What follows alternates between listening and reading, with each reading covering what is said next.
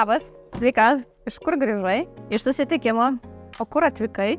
į Ignitis biurą Laisvės prospekte. O ką čia veiki?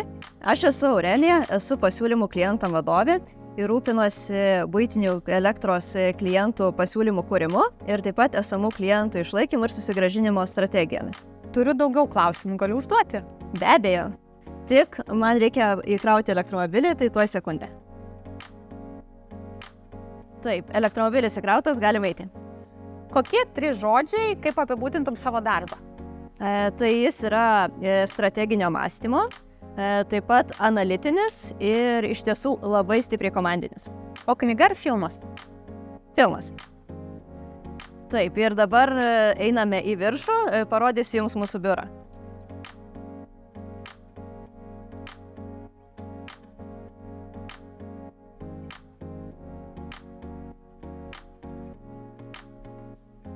Tai kokia energetika yra šiandien?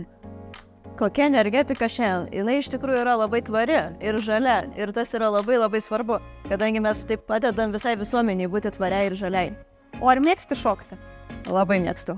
Tai salsa ar bačata? Gal labiau salsa. O ties kokiu įdomiu projektu dabar dirbi? Šiuo metu iš tikrųjų dirbu ties labai įdomiu projektu, tai Ignitis klientų segmentavimu. Tai norim visą mūsų klientų bazę skirstyti didelės grupės ir paskui būtent toms grupėms atskirai teikti pasiūlymus ir pagal tai spręsti, kas klientui yra geriausia. O koks mėgstamiausias tavo gėrimas? Turbūt kava. O kokia būtų viena priežastis, kodėl rekomenduoji moksleiviai pasirinkti energetikos krypties studijas? Iš tikrųjų, pagrindinė priežastis, manau, būtų ta, kad mes esam tokie inovatoriai. Mes visada esam prieky, išbandom naujas technologijas ir negana to prisidam prie tvarumo ir žalios energijos skatinimo. O ar turite čia žalių erdvių? Taip, žinoma, labai gražių ir su daug gėlių. Gal galim pažiūrėti?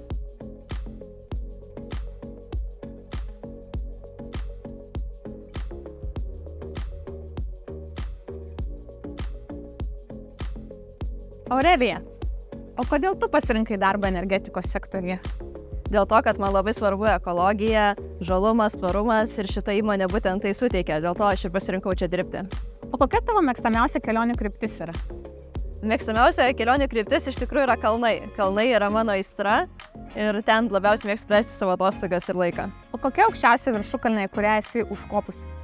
Šiuo metu tai būtų Sakartvelė, Kazbeko viršūnė, jinai yra virš 5 km aukščio.